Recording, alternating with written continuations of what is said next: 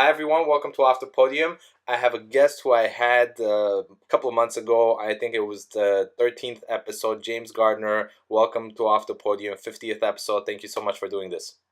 It's lovely to be back. Thanks for honoring your word. Well, I had such a great conversation with you, and it was so fun, and I wanted to do it again. So here it is, 50th. And since we left off talking about Zappa, I wanted to go back and talk a little bit about it. I went back and heard the programs that you've done for Radio New Zealand, and yeah, I want to talk about Zappa and just get your thoughts on it since you've done so much on him. Oh my goodness! Well, those shows are. I mean, it's quite a long time ago. I think I did them in '99. I think they went out in 2000 or something. So Yeah, obviously, a lot's happened in the meantime. There's been an yeah, awful lot of posthumous releases, and there's also been the whole thing between the Zappa Family Trust and Dweezil and yeah. all that kind of business. Uh-huh. So it's interesting to listen back to those things. I think I do them slightly differently now, but basically, I think they're okay. Yeah. We talked about it briefly last time we did this, but Mm. what was the interest in Zappa and how you came about doing those programs on him? Oh, I think my interest was piqued when I had a cousin of mine lend me two albums. A cousin of mine, she lent me Overnight Sensation and Hot Rats. Hmm. This would be when I was about 13 Hmm. or so, I guess, and I just they blew me away, as they say. I hadn't really heard anything like that. Yeah. The complexity of the arrangements, and also some of the soloing as well, the guitar soloing, Yeah. I think, and um, bizarre lyrics, of course. Yeah. Yeah. Yeah. I think that was my first way in, and then I gradually picked it up from there.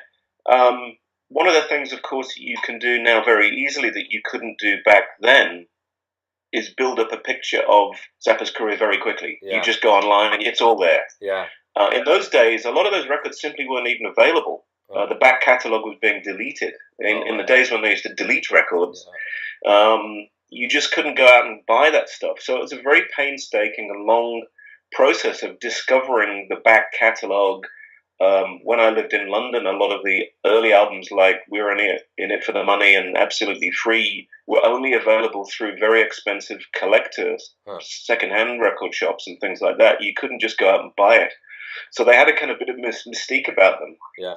Um, so I think that was, in a sense, that was part and parcel of it. You had to put some labour in to rediscovering the back catalogue and the history and what the lineup of the bands were and where they all fitted in. Yeah.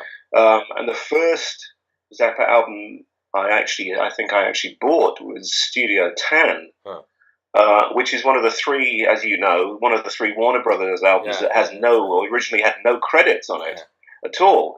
And they were just these kind of mysterious artifacts in a way that you didn't really know who was playing on them. I mean, Yeah. it's obvious to me now who was playing on them because you know their style, but Yeah. when I was in my teens, I didn't really know who was on those records. Yeah. So and you couldn't just look it up Yeah. on Wikipedia or whatever. Yeah. So I think part and parcel of that sort of exploration was part of the interest that you were sort of piecing together this history of this artist who was still obviously active, Uh-huh. but nevertheless, what seemed to be quite a long time ago in his career was a little bit obscure, a little bit. You had to sort of discover it. I Yeah. think that's part and parcel of it. Well, And then gradually, as the CDs started to come out, and uh-huh. the more information was more easily available, and you read more books and so on, it became a bit easier to sort of start fitting in all the pieces of the Yeah. jigsaw. I think that's kind of how it feels to me how it worked. Yeah. So when I say air sculptures, what do you think about? Guitar solo. I can't remember who said that. Was it one of his own? Or was it somebody else that well, developed guitar solo? I want to say it was his, and I should remember this much better since I've already listened to your programs a couple of times, but I think it was him. Yeah. So, Yeah. what do you remember about what he talked about his own solos? What do you what do you think the solos meant to him and to the audiences, as opposed to the lyrics? Well, as I think I said in the shows, and I think this is something that comes from Ben Watson, perhaps as well. The idea is that, in a sense, because most of the time Zappa was always, or gave the impression anyway, of being at one remove. There was a kind of an objective distance between the content, the emotional content, if you like, and his work. I don't think that's true of the guitar solos. I think the guitar solos are the point in his work where he's at his most unmediated, and he's not using his lyrics to kind of put a barrier between him and his feelings. I think the guitar solos were kind of more spontaneous, when most people would, he would derogatorily say about singer-songwriters that they wanted you to feel their hurt. Mm-hmm. And in most of Zappa's lyrics, you don't feel his own hurt. It's always in a character, it's third person, it's a parody or whatever it is. You don't really hear his own personal voice through the lyrics or through his vocals, really. Maybe there's a couple of exceptions, but generally that's true. Whereas the guitar solo is the point, I think, at the point where he is kind of more emotionally naked. There's less stepping back. So I think that's an aspect of the guitar solos. Okay, that's one thing. The other thing is this incredible rhythmic freedom, and that for me is particularly strong with the Vinnie Colaiuta lineups, where he really goes out rhythmically and harmonically, melodically, harmonically, and I think that's what, for me, some of those guitar solos are the best. Some of the ones that are on Shut Up and Play Your Guitar, from that 1979 band, I think. And it's the way that he and Vinnie Colaiuta interact, which I find particularly interesting. You know, one thing that really amazes me about Zappa is how he didn't really have formal musical training, but he was so knowledgeable about music. Well, I think if you're curious about that stuff, you will go and learn it. And I suppose I say that from my own experience too. If you have a curiosity, you'll find ways of learning that stuff, whether it's in libraries or through talking to people or just taking on board what you glean. And I think certainly that's what he did. And he took it seriously. I suspect that he probably did learn a little bit more in high school and from some of those teachers he mentions and from the drum tutors. I suspect he probably learned a little bit more than he kind of was letting on. But nevertheless, certainly obviously had no kind of substantial formal training. But as I say sometimes to my students, one of the great things about scores is there's nothing hidden in a score. It's all there. If you buy a score, if you borrow a score from a library and you have the recording, you can see exactly what's going on. There's no secret formula. It's all there, and I think that's one of the wonderful things about score reading and score study. It's all there. You said score study, and one thing that you've been amazing at is, helping me find some of the scores. You've been emailing people and trying to figure this out. Why has it been so hard to get scores for and to learn it? Because it just makes it so difficult for people to know the music of Frank Zappa. Absolutely. Who knows what the legal position is, what the position with the Zappa Family Trust is. I don't know, and God knows what the kind of legal complications are with the various publishing companies and Munchkin are. But it does seem to be a real problem that you cannot simply go and buy Zappa scores. As far as I'm aware, and I did, as you said, I did contact Schott of the people who are the distributors for all Zappa's orchestral works for hire materials. I also spoke to Ali Askin as well, and he doesn't really know what the story is. It seems to... who knows why? But obviously Schott have only got the rights to hire the music. If you contacted Munchkin Music directly, you would be able to negotiate a fee to buy a score. I don't know. I haven't tried that. But certainly... shot basically as soon as I said, well, how do you buy the scores? That was kind of the end of the story. Basically, if you want to do one of the pieces, if you want to perform one, they're very happy for you to hire the materials. But which is very expensive.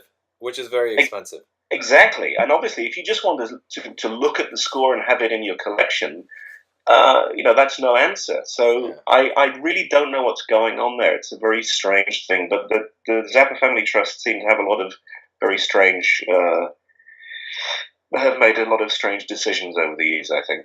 And before we get to the strange decisions, especially the recent article you sent me, I had James Falzon, who's the chair of the music department at Cornish College of the Arts here in Seattle, and I had him on as a guest, and he talked about post-genre and how he believes we sort of live in a post-genre era. And I feel terrible not bringing this up when I was talking to him, but thinking about Zappa leading up to our conversation, I was like, Zappa is like the perfect example of post-genre because he brings all those different genres together so well. In a way, not literally, but he has experiences in all these different genres, and he somehow manages to merge them in different albums, in the various different performances. He's managed to do that very well compared to a lot of people, I think. Yeah, so he was doing it 30, 40, 50 years ago. Yeah. And I think he understood what was required for each of them. Yeah. And I think he had musicians that could handle all of those things equally well. Yeah. You'd have to be a bit specific to talk about which particular lineups, because obviously some lineups were more focused on a kind of live rock show, and others were more focused on a kind of slightly jazzier end of things. If you think of the 1974 Five Band, for instance. Yeah. But he always had people who could really cut it on a lot of different styles, rather than just sort of playing at it. And I think that was part of it. Yeah. But also I think he took each of those things seriously and wasn't just playing with them. Yeah. I think he was able to value what was valuable about each of those things, and not confuse them in a sense. Yeah. Because although in a sense, yes, he was, post-genre, and one would hope that things are post-genre. I'm not entirely convinced that we are living in post-genre times, because in other ways, the genre walls seem to be very strong as well. But I think I know what people mean when they say that. Yeah. I've forgotten where I was going with that. It doesn't matter. Yeah. Well, going back to the Zappa family. Yeah. Tell us about the recent article you sent me.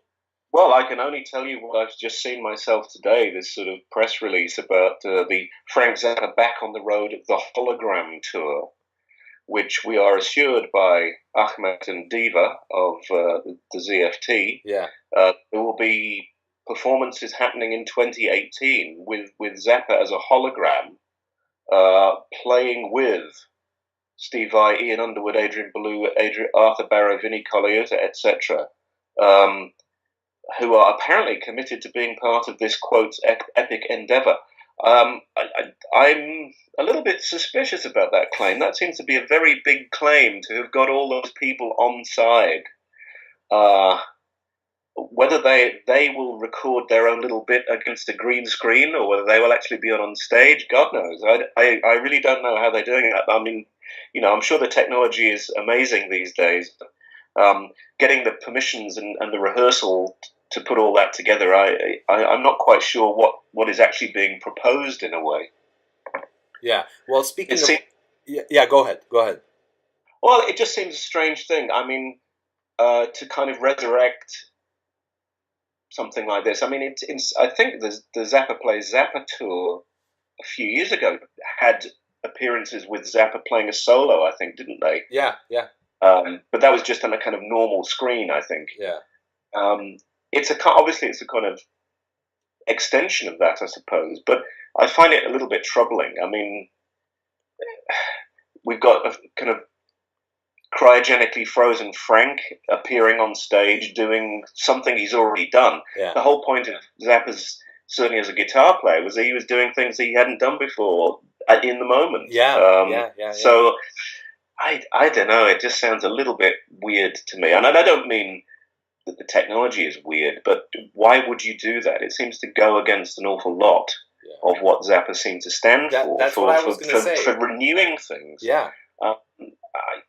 You can understand, obviously people don't buy records anymore, as we're constantly told, and, the only way to make money is to do, out of rock and roll, is to do live shows and all the rest of it, and I guess that's part and parcel of that, and I suppose there are enough people who want to see some kind of version of a Frank Zappa live show. Yeah. It's not for me. Yeah. I'm perfectly willing to accept that Frank Zappa is dead and will not be doing any new stuff. Yeah. There's an awful lot of stuff already there which I can enjoy and go and revisit. Yeah. And again, that's another reason why it would be nice to have more accessibility to the scores, so more ensembles and orchestras would play the music live, play what he's written. I also wonder whether it's going to set a precedent for a lot of live bands. Are we going to see, Kurt Cobain as a hologram and Hendrix as a hologram and, God knows who? It just seems a bit. It seems to be part of a strange problem that rock and roll has with mortality. Yeah. People die. Yeah.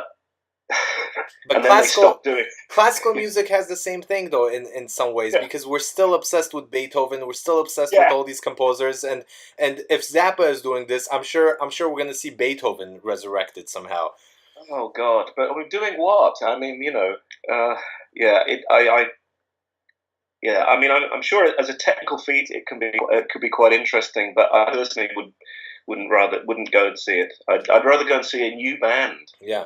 And young band doing something new. And the crazy thing is, as you mentioned in one of your programs, he thought of what he did as entertainment, and it was for the moment. It was he specifically said it's not for the future generations; it's for the moment.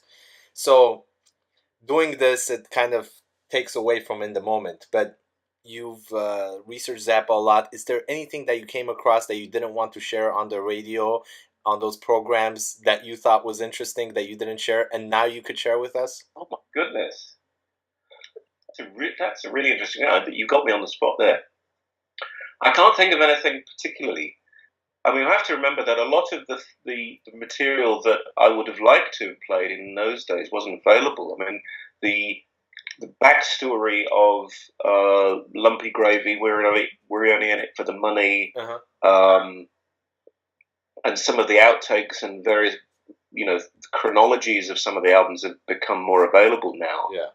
I mean, I think it's a pity that there won't be a really good Zappa biography, possibly if the ZFT have their way, for a very, very long time indeed. Because I think Zappa was a complex character. Yeah. I think people probably had very unpleasant interactions with him over the years of various kinds. I don't think any biography or anything should be hagiographic. Yeah. I mean, the guy obviously, had his dark side and was also a product of his time too. Yeah. As far as his attitude towards women was concerned. Yeah. I suspect. So I think that doesn't read so well, as it were. And I think very few people have really addressed that aspect of him honestly. So there are quite a lot of things, but obviously I never met him, I never knew him. All my information is based on second-hand accounts and third-hand accounts. But I don't think it would be any sense for people to simplify his character. Yeah. Very complex character.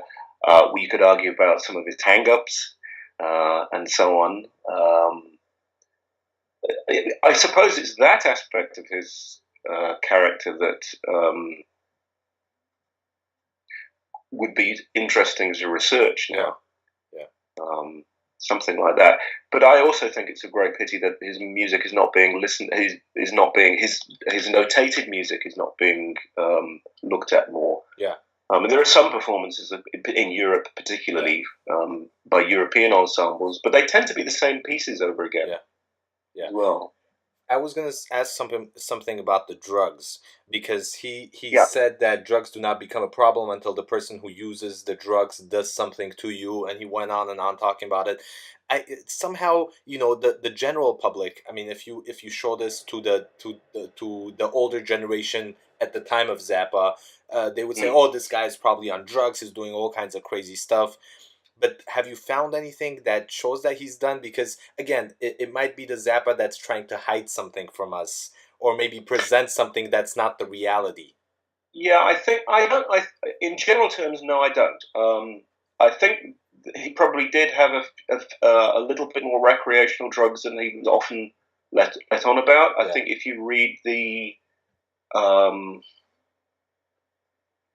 oh God, what's his name? Flo and Eddie. I've forgotten the names of the band. Howard Halen. Uh-huh. His autobiography would suggest that Zappa occasionally had some more joints, Yeah. and the odd glass of wine Yeah. more than he probably let on. Yeah. But I don't think in any serious way. Partly because he was such a workaholic. Yeah. And that it would have interfered with his ability to write music and rehearse the bands and keep the Zappa thing going. Yeah. Yeah. Yeah. Certainly, by the standards of the time, he didn't do anything. Yeah. And I think that's fairly consistent. I think Zappa's thing about as long as if you do what you want, it doesn't affect you. As long as it doesn't affect me or what I'm hiring you to do, which would be the other way he talked about. I think that's just his part of his kind of libertarian stance. Yeah. That a government should not regulate what you do with your body as long as it doesn't hurt anybody else. Yeah. Now, actually, I think there are some problems with taking that approach, because somebody's got to pay for that damage, etc. I mean, let's not get too much into that. And also the fact that there are consequences of your actions anyway. But I think to answer your question, no, my sense is, and again, I never met him, I never hung out with him, so I don't know. And obviously, I think he also changed over the sort of 30, 40 years of his career. I suspect that that's essentially true. That I think he would not have indulged in drugs at all. There's very little evidence to suggest he did anything more than the occasional recreational bit early on in his career. Yeah. You have some students. You know a lot of people who probably know about Zappa, and you still maybe keep in touch with them. How is Zappa viewed today? Well, I don't know. It'll be interesting to see what the response is to this back on the road hologram tour is. Whether people actually go for that. My sense is that again, I think the Zappa Family Trust lost some opportunities to keep Zappa's music in the public awareness. Yeah, they were very, very slow getting the music onto the internet. Yeah. To iTunes and so on. Now, that's not the be-all and end-all of everything, of course, but it's one way where people get hold of the material. They find out where it is.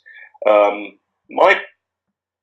talking a bit earlier about post-genre, and to some extent, I'm not sure whether it's so it's post-genre, but it's a kind of, I find a lot of the students I teach are kind of achronological. In other words, things that are from the past, like, I don't know, Beatles or Zappa, is still somehow a kind of a part of a kind of present. Huh. Whereas when I was growing up, the Beatles were already ancient history. Zappa was a figure kind of from the past, although you knew he was still doing things.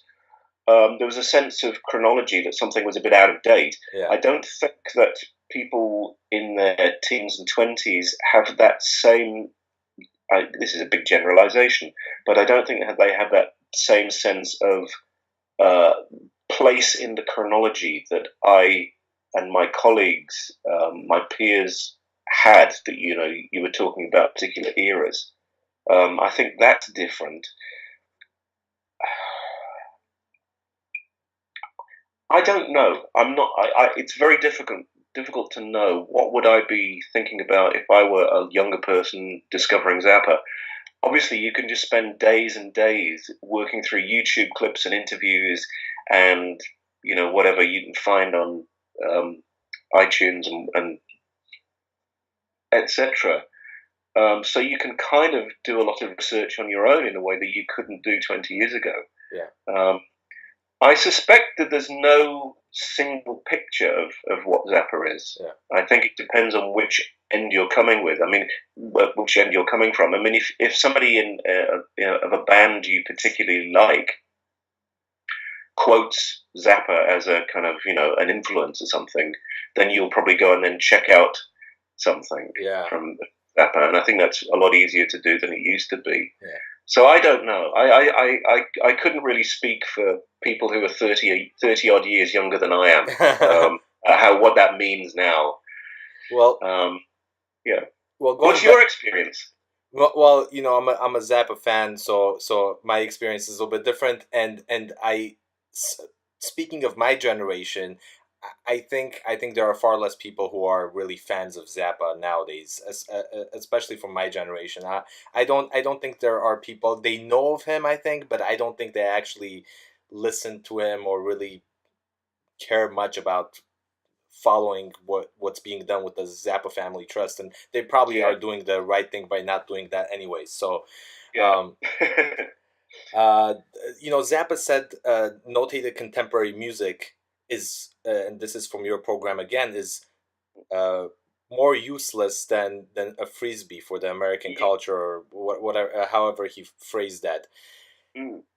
Him saying that, why are we so intrigued, and why do we want to perform his music so much, especially since he said that about notated music? Well, I don't think by saying that he meant that what he was doing was worthless. He was just getting real about its status in contemporary society.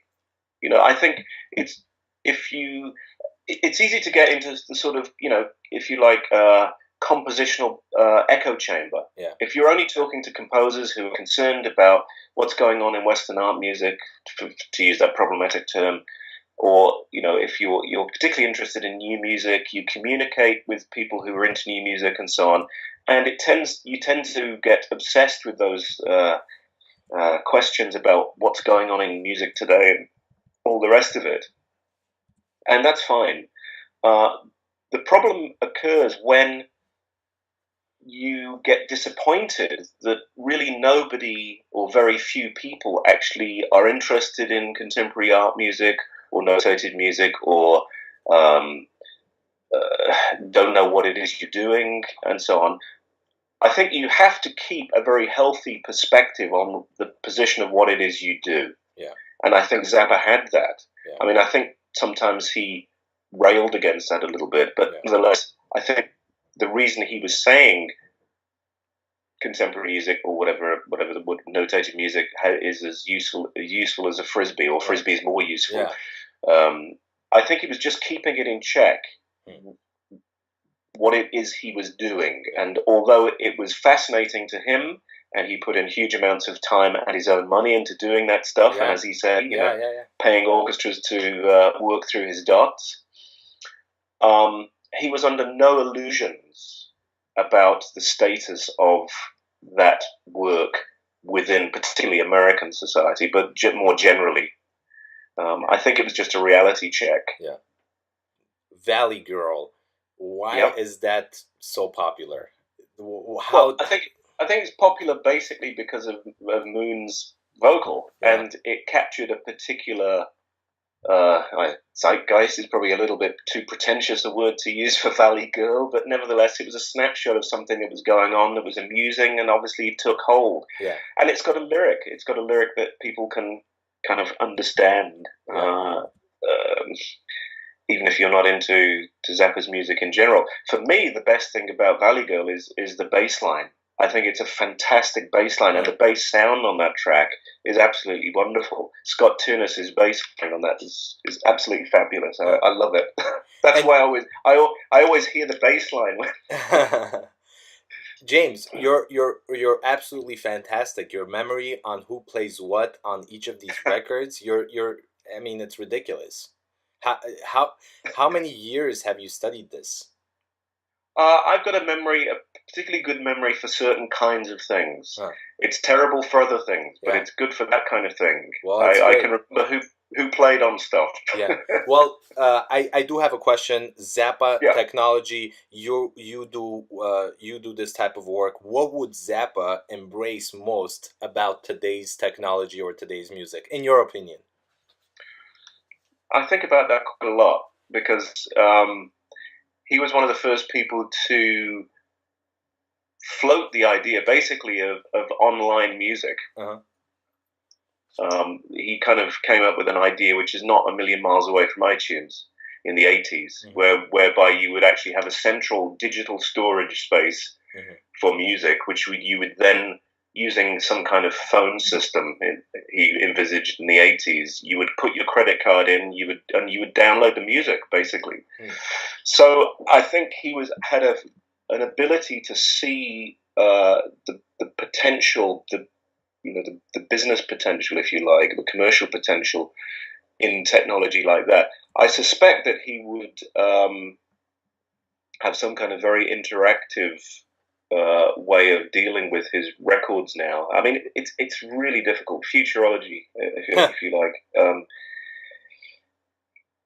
I think he would make things a lot more available. I think he would have figured out some way of still creating an income stream from whatever it was he was doing. I think he was really good at that, partly by effectively going on to a kind of semi-independent record label early on, where although the advances and the profits weren't, or the gross wasn't as large as it was with major record companies, because he controlled a lot more of it, he still had a reasonably healthy revenue stream, even from a relatively reduced amount of record sales. Yeah. So I suspect he would have somehow figured out a way to monetize some kind of online streaming system which would still provide him with some income. Yeah. Whether he would, as he sometimes talked about towards the end of his life, about focusing more on notated composition and the synclavier stuff. Yeah. I don't know whether if he was still alive, whether he would still be doing that. He'd probably be on to the next thing already. Yeah.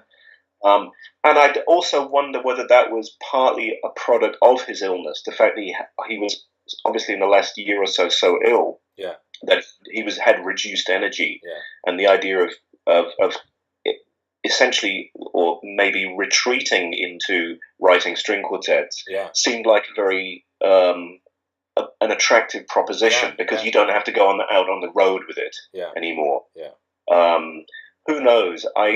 I suspect he would have integrated some of his older work in a very different, an imaginative way. But who knows? I mean, it's impossible to know. But I think he would have come up with some interesting way to harness the technology that we have now, not only for making sound, but also for distributing his music. That would still be a way of having enough of an income stream to continue doing what he's doing. Yeah. Well, he lived in a time, I think, that he was respected by musicians from a variety of backgrounds. A part of me is happy that he lived at that time, because I don't know why, I just have this feeling, thinking about it a lot. If he lived now, I just don't know if he would have had the same respect and fame that he had back then. Although if he was still alive, or if he would come up at this time. At this time, if he lived in this time, not if he was still alive. If he was born and was in this era. Yeah, I think he'd be. Again, this is something to do with the cultural positioning of rock music when he came onto the scene in the mid-late 60s. I think rock music was going through a point where it was still seen to be, it was starting to become more expanded in what it was able to do. When he started with Freak Out, we're starting to think of the album as the artifact, not just singles or whatever. I think a lot of it was being the right place at the right time for Zappa. Yeah. He obviously had the talent to back it up too. Yeah, of course. But nevertheless, that was to his advantage, that he was able to be seen as somebody who, because he was much more articulate than most people in rock at the time, and rock was beginning to be taken seriously. Mm-hmm. Those two things coincided very well for him, I think. Yeah. I think if somebody similar came out of nowhere now like that, maybe he would be more of a kind of online internet social media phenomenon who also did music. I don't know. But I think the positioning of what rock music means now is very, very different from what it was in 66, 67, 68. Yeah. He said something about retraining the useless orchestral musicians. Do you remember that? This is the solution to the orchestral problem. I think, again, I wonder whether, given the technology available now, that he could potentially have gone on the road with a kind of small orchestra now, and that would actually have been feasible for two reasons. Partly technological, because it's not so difficult to amplify those instruments anymore. Yeah. I mean, you can kind of do it, and there's the expertise and the technology there to do that in a kind of in a way that doesn't sound terrible like it did 30 years ago, and have iPad music stands and all that kind of stuff. But also there are generations of orchestral players now who are young enough to know how to play a decent groove. And so I suspect that, if he were well enough these days to go out on the road with some kind of band, my suspicion is it would also have some live acoustic players, kind of a section or two, which would play more acoustic type arrangements rather than just having a band doing all the orchestral parts on keyboards or whatever. Yeah, that's just my fantasy. I know some of these questions are very broad, but knowing that you've had so much experience studying the life of Zappa and knowing his music, it's just interesting to ask you these questions.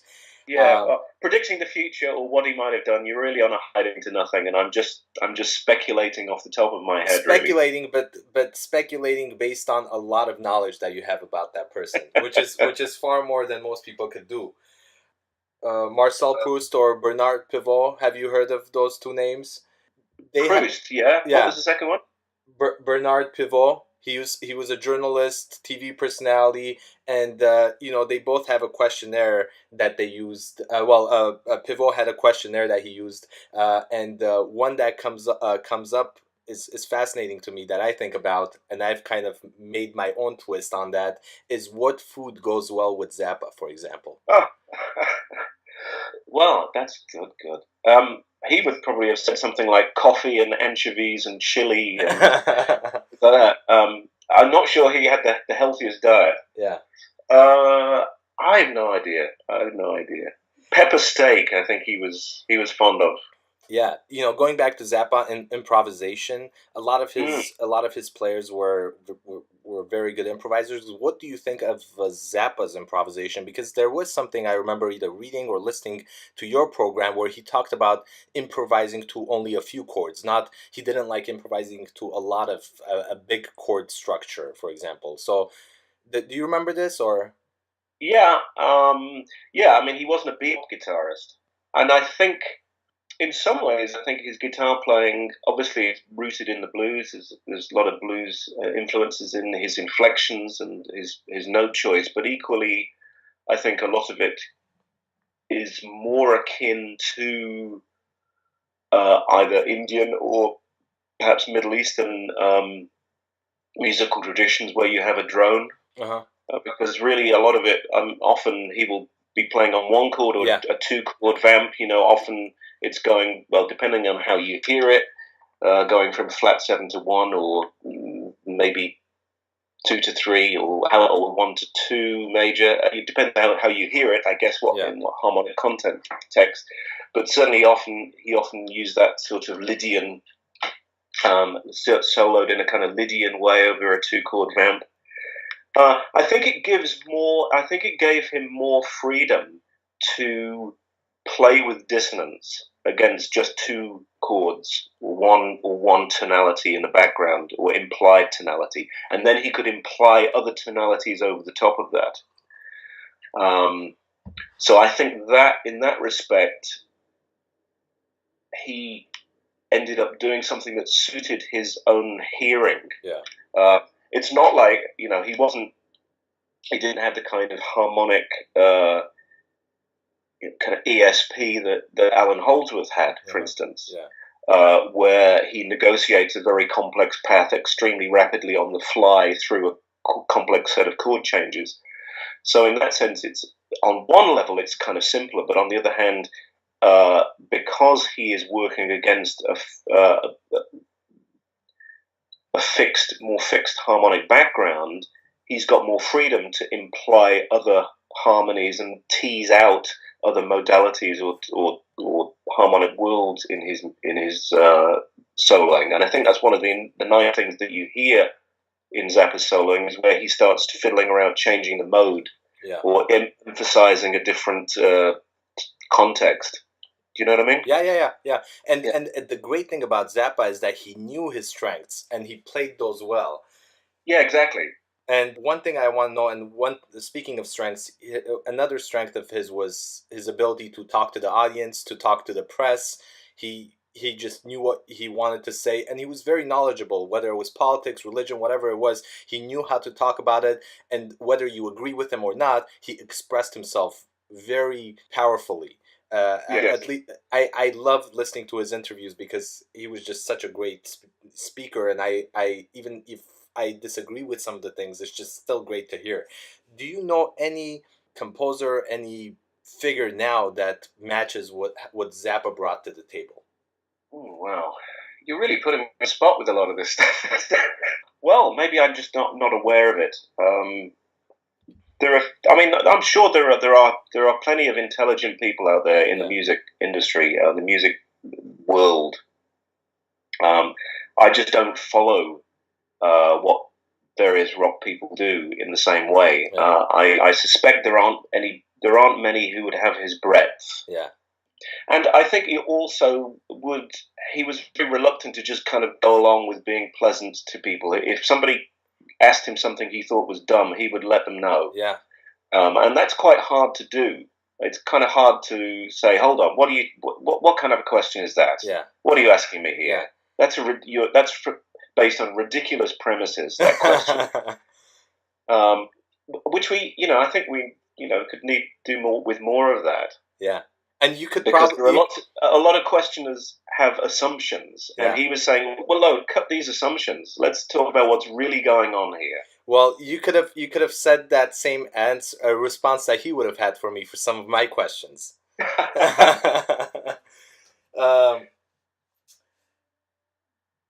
James, what I want to know what you're doing now. We talked a lot about Zappa. Let's talk a little bit about you. What's happening with you now? At the moment I'm working on a piece for alto, trombone, violin, which is a little overdue, but nobody's hearing this, right? So nobody knows. I've just been doing a lot of teaching, so I haven't actually had the time to sit down and get on with it. Yeah. So I'm quite intrigued with that. That's the thing that's kind of preoccupying me at the moment. There are a few things in the kind of middle distance that I have to work on as well. But I'm also continuing to do my research on EMS synthesizers, which is my research topic as well. Yeah. So all of those things take up time. I have to go back and do some revising and renotating of a score that I did a while ago, which is for a bassoon and string trio. And I need to go back and do some, just some checking of parts and checking the notation for that. Yeah. Well, so that's being at the beginning of next year. Sorry, go on. Yeah. Something you said just made me think back to Zappa, and this is completely random, but again, it comes from your program, so you would know about this. Is the sex tape? Can you elaborate on that sex tape? Do you remember the sex tape Zappa made? Oh, the you mean the one in Cucamonga, in Studio Z? Yeah. Well, I don't have a lot of all of this at my fingertips, but basically, he was effectively tricked into making a so-called, I think they called it a stag tape back in those days. Okay. A kind of simulated sex tape with his girlfriend. And he always said that, nothing actually happened. It was just them fooling around and laughing and making heavy breathing noises and stuff. But then it was part of a sting operation because I think they wanted to close the studio down or something. So they were trying to get anything on him. And I don't know I can't remember the details, but I know that a lot of the tapes apparently that were taken away and destroyed, although some of those tapes have resurfaced. There's a kind of Paul Buff compilation. Paul Buff was the guy he bought Studio Z from in 1963 or 4 or whatever it was. But it was basically a tape that Zappa kind of agreed, because he was so poor at the time, he agreed to do it for $50 or something. And it turned out that the guy he made the tape for was a cop, and it was supposed to be obscene or whatever the misdemeanor or felony was at the time, making a pornographic tape or whatever it was. And so that's how he ended up in. I think that's how he ended up in the jail for which he talks about in San Bernardino. That's right. Yeah, that's all I know about that. Well, who knows? Maybe that's in the vault somewhere. That tape, I don't know. Yeah, seriously, it might be. If you meet someone and they've never heard of Zappa, what album would you recommend? My standby is usually One Size Fits All, but it would depend. It depend who it was. If you met a musician that doesn't know Zappa, depends what kind of musician. Classical musician. Roxy and Elsewhere would be a pretty good one, I think. Well, James, I have a new format in this, and I asked one of the questions to you, but it's a blitz format, and I'm going to ask you about 10 or 12 questions, and you answer it fast, if you can. Oh, my God. Okay. Since it's the 50th episode, I already started doing this the past few episodes, but since it's the 50th one, I want to add a new part to it. And you could be creative. You don't have to answer them seriously, obviously. What is your favorite word? Elbow. What is your least favorite word? The National Party. What turns you on creatively, spiritually, emotionally? Deviation from the norm. What turns you off? Conformity. What sound or noise do you love? Cymbalum. What sound or noise do you hate? Pipe organ. What profession other than your own would you like to attempt? I've never attempted a profession. What profession would you not like to do? Anything to do with golf. Your idea of happiness. Being from desires. And last question, where would you like to live other than where you are now? I really like living here. I really like living here. So you don't miss England? Not at all. James, and certainly not now. Certainly not now. The way things are going there. Yeah. What else should we talk about, James? I love everything we talked about. I'm happy to leave it here, unless you have other things you want to talk about. You can ramble on a bit more, I think, if you've got a few more minutes. Yeah, I would love to. Well, I'm interested in your work too. I mean, I don't know how much you talk about it. But, well, I recently I've been making some videos about various things, and one thing that actually, since you brought it up, I'll mention.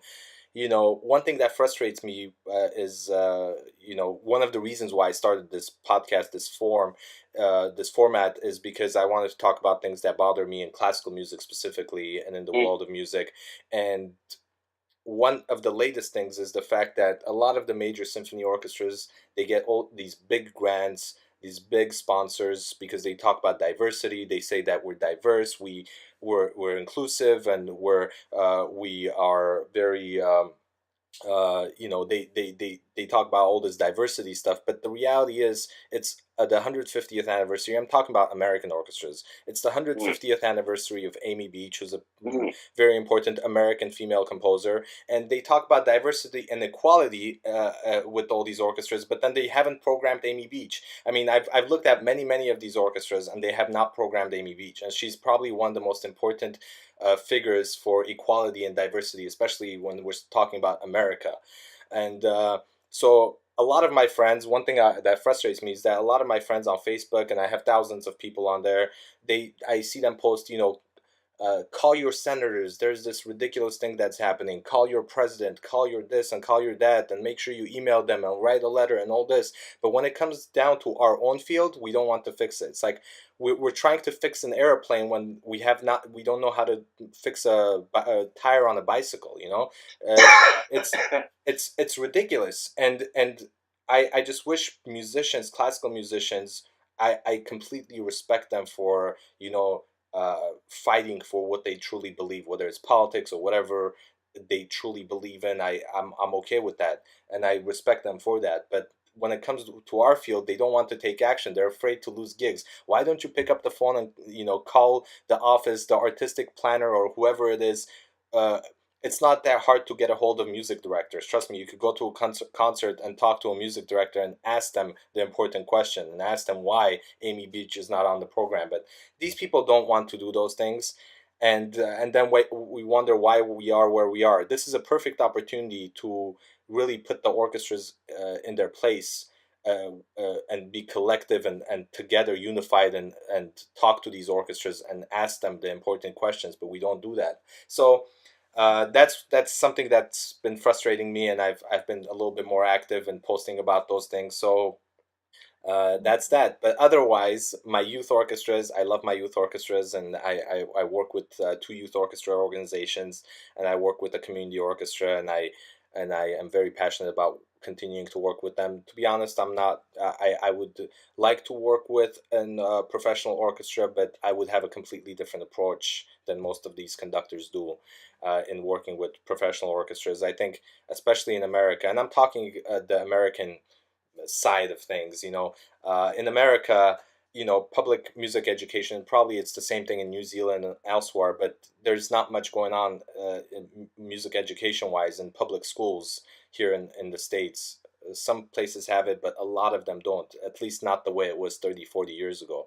So the Yeah. mission of orchestras should change. But we have music directors who get paid $600,000, $1 million a year, showing up 12 to 14 weeks, and they don't even do the dirty work. They have their assistant conductors conducting the children's concerts. They have their assistant Yeah. conductors conducting the outreach concerts. Are you kidding me? Why are you paid $600,000 when you're showing up 12 weeks out of the year to conduct serious concerts? What the most important thing is to reach out and be the face of the organization in the community, not just for the fancy musicians who come to your serious concert. So these are things that bother me, that frustrate me, and I just wish more people talked about it. Well, I think you made an important point in one of your posts about the idea of the only kind of reason you would get involved in a community orchestra is a stepping stone to a proper gig, Yeah, yeah, rather than it being a valuable thing in its own right. yeah, yeah, yeah, I think that's a great thing you said there about that. The idea that this could actually be fulfilling and important in its own right, yeah. rather than just a kind of warm up gig. Yeah, yeah, yeah. And a lot of people treat this that way, and one example that I have, and I won't name the person, but a youth orchestra conductor who wants to write all these fancy things on his resume and say that he's done this. So he organizes a side by side concert, but doesn't help the kids to learn the music that they're going to play with the professional or a community orchestra, or whatever the orchestra was. I can't remember if it was a semi-professional or a community orchestra, Yeah. but you don't help the kids, so they get to that point and they're frustrated because they can't play. So that creates terrible tension for the kids because now they're turned off by the music. They're turned off by they don't want to be there. They don't want to play that because some of them haven't learned the music because it was a last minute thing. So there's a lot of frustrations. I just wish there was a unified voice for this for from the Yeah. orchestral perspective. You know. Do you have any say or much say in the programming for the orchestra you conduct? I do have it's my Okay. call for the I mean I Right. do ask musicians what they want to do, but it's my call of what we do with the organizations that I work with. Is there a drive in the States to include more female composers? They claim that there is, but I'm giving them one big example, and there are some, but I mean Amy Beach is a very important figure for female composers in the States specifically, and she's not included on many of their programs. And the crazy thing is, which is I find it a little bit ridiculous, is that there are a few big name female conductors in the States who also have not programmed this. Well, I think of Right. it this way. Well, if you want to push for something, for example, the Armenian genocide, I bring this up. Yeah. If the Armenian genocide happened, if the Armenians don't come out and speak about it, not many people are going to know about it. They're not going to speak about it. They're not going to talk about it. So when the genocide happened 100 years ago, not many people talked about it for 50 years because Armenians weren't talking about it because they Right. tried to be silent and tried not to open the wounds again, reopen the wounds. But Mm. but when they started talking about it, all of a sudden all these countries started accepting the genocide, started talking about it.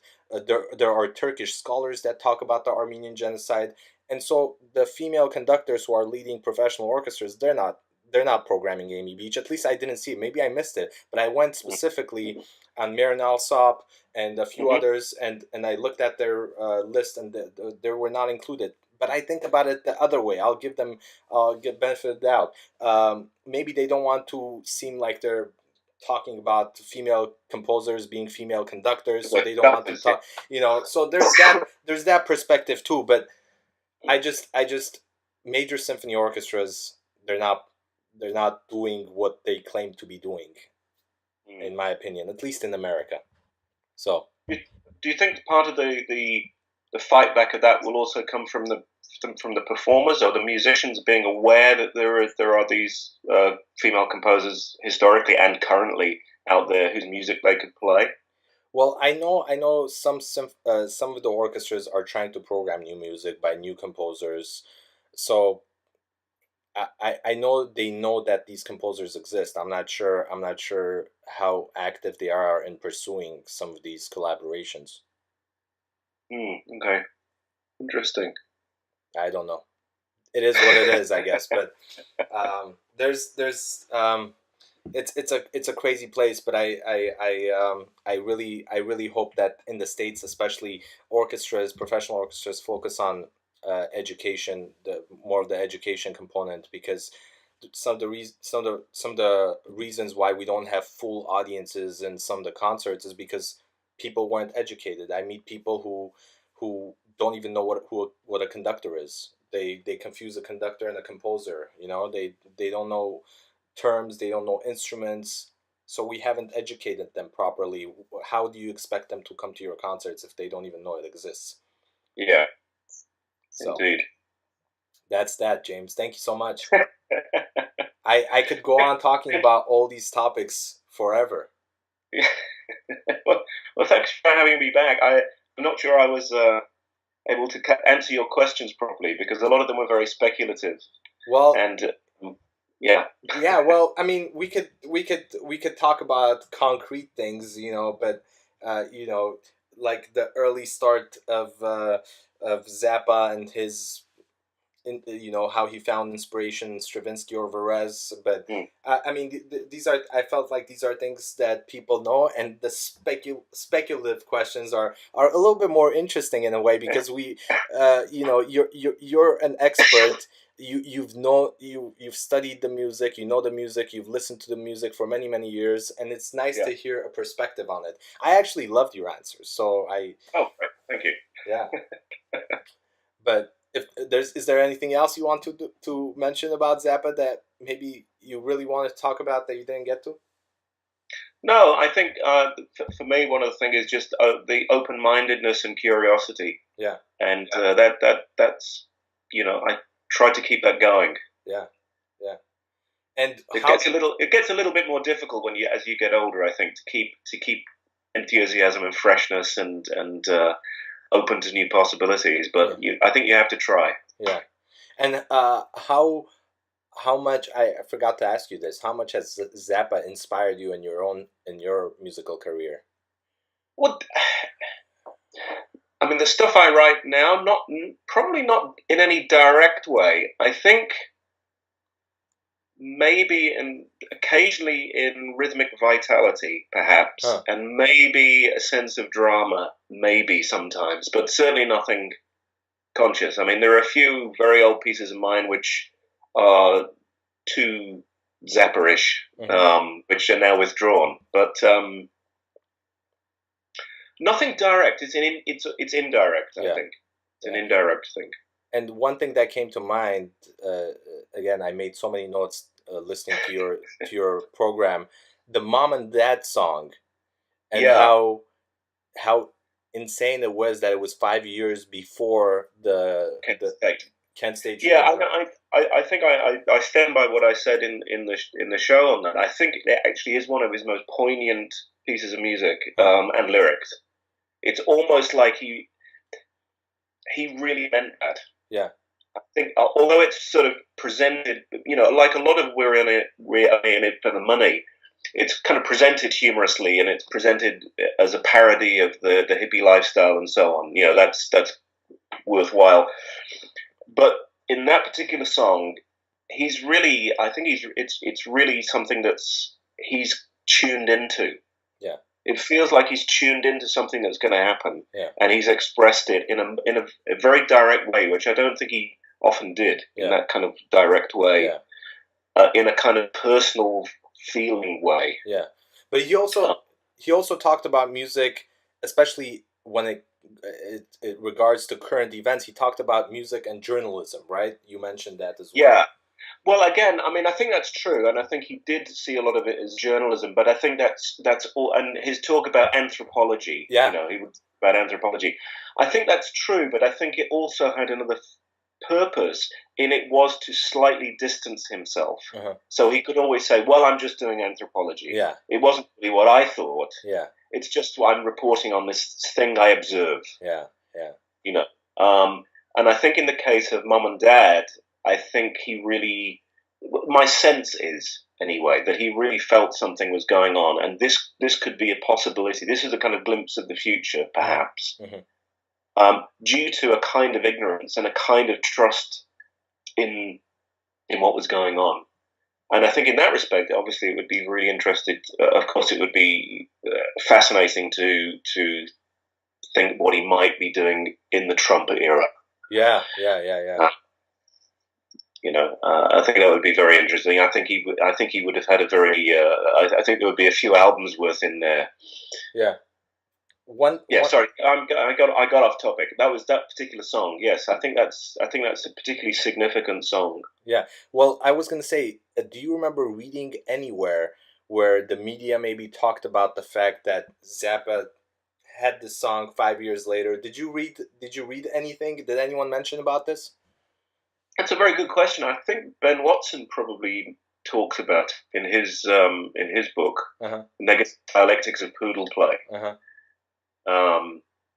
which is that's one of the very few books that really take Zappa seriously, I think, as well. I think a lot of people find it a very frustrating book, and there are frustrating aspects of it, but a lot of it's really very insightful, actually. I think he's probably one of the few people who did that. I don't know. It'd be interesting to look and see if anybody picked that song seriously at the time. I don't know. You'd have to go and look at contemporary reviews of it. I don't know. So I suspect it would have been a bit lost in the kind of overall comedy of that album. Yeah. Here's a serious, poignant moment within what is otherwise a comedy, or a humorous record. Yeah. And who would you say, based on your research on Zappa, found the most connection with, whether it's musicians or maybe a family member? Who was he connected with? Because he was as we talked about it, other than his guitar solos, as you say, he was Yeah. the lyrics were very it never brought out the private in him. So who do you think knew him the best? Well, I would imagine Gail knew it pretty well. I don't know. I don't know. Yeah. Oh. I don't know. I think he had some musicians who were closer to him than others. Yeah. I think Steve Vai, and perhaps, but I don't know. You're asking me questions I can't answer really here. All right. Well, James, absolute pleasure. One last thing I want to say is that, I'm a fan of Zappa, and I've learned a lot from listening to your programs and speaking with you about Zappa. It's been an absolute pleasure. But one other musician that comes to mind when thinking about a very, unique approach to music and lifestyle, Zappa, and then I think of Miles Davis. Yeah, I think there are certain things in common, certainly. Obviously, the nature of the band that Miles had, I think there are a lot of parallels with the Zappa band. Yeah. That basically, a lot of people, their name was literally made by being in that band. Yeah. Whether it's Miles Davis's band or whether it's Zappa's band. Yeah. I mean, obviously, some of them had some kind of reputation or some kind of reputation before they joined Miles Davis's band, but obviously nothing like after they came out of it. Yeah. And I think it was always keeping still, never keeping still as well. That's the other thing. Yeah, in some ways, even less so Miles Davis than Zappa, because he was always moving on. Go on, sorry. No, I was going to say the same thing. Is both of them have always found ways to do more and do different things. Even Miles Davis, up until the end of his career, the last album he had was a hip hop album. So yeah. So it's amazing, and Frank Zappa on orchestral music. Most people don't even know that he wrote orchestral music. So amazing musicians. James, absolute honor to talk to you, and we should do this again. Pleasure. Yeah, and have a beautiful day. And thank you. And see you soon. Thank you very much, Tigran. It's a real pleasure. Thank you so much.